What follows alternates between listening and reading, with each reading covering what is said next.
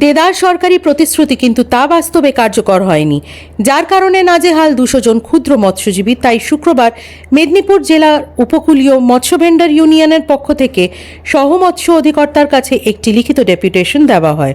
তাদের সংগঠনে প্রায় 5,000 ক্ষুদ্র মৎস্যজীবী রয়েছে। সরকারি নির্দেশিকা অনুযায়ী 200 জন মৎস্যজীবীর নাম নথিভুক্ত করতে, যেখানে গরিব মৎস্য ভেন্ডারদের ফ্রিতে ঠান্ডা রাখার বাক্স ও ওজন যন্ত্র প্রদান করা হবে। কিন্তু প্রায় 2 বছর হয়ে গেলেও এখনও পর্যন্ত এই সুবিধা পায়নি মৎস্য ভেন্ডাররা, যে কারণে আর সহ মৎস্য অধিকর্তা সুমন সাহার কাছে ডেপুটেশন দেয় তারা।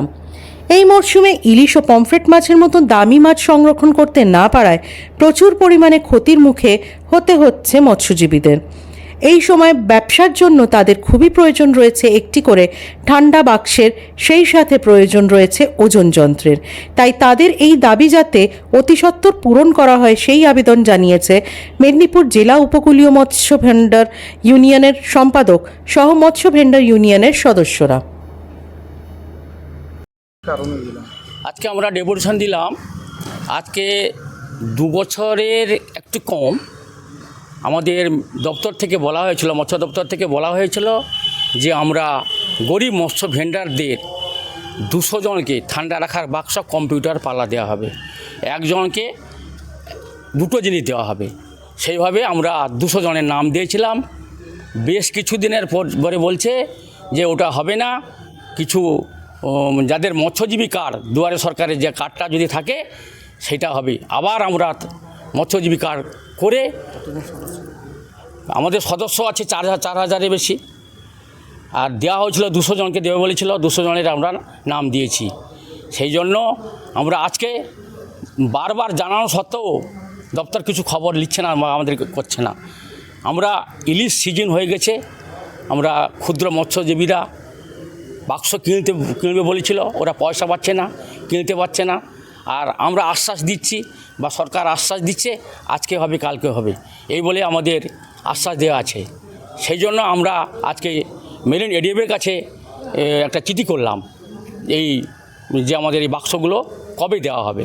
কতটা আর্থিক ক্ষতির সম্ভাবনায় পড়তে হচ্ছে আপনাদের?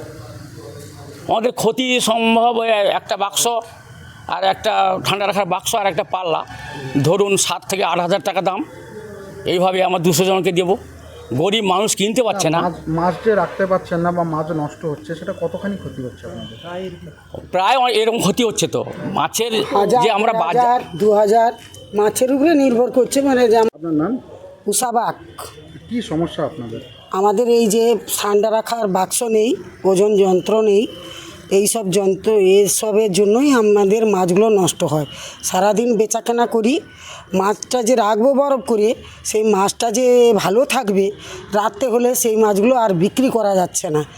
একে গরম, এখনও গরমের এই আবহাওয়া কাটেনি, নোনা মাছগুলো এখন রাখা যাচ্ছে না। তবে ইলিশের সিজন চলে এলো বলতে বলতে, ইলিশ মাছ এলে তো আরও প্রচুর আমাদের লোকসানে পড়তে হবে। যদি বরাবর ব্যবসা করি সারা বছর, এই ইলিশের সময় মানুষ দুটো পয়সা দেখতে পাই।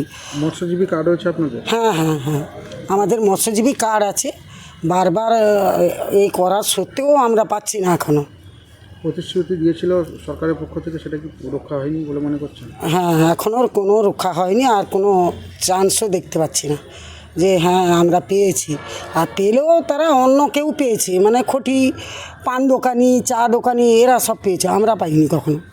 কী চাইছেন এখন? আমরা ঠান্ডা বাক্স চাইছি একটা, আর ওজন যন্ত্র চাইছি। আমাদের আপত্তি এইটা।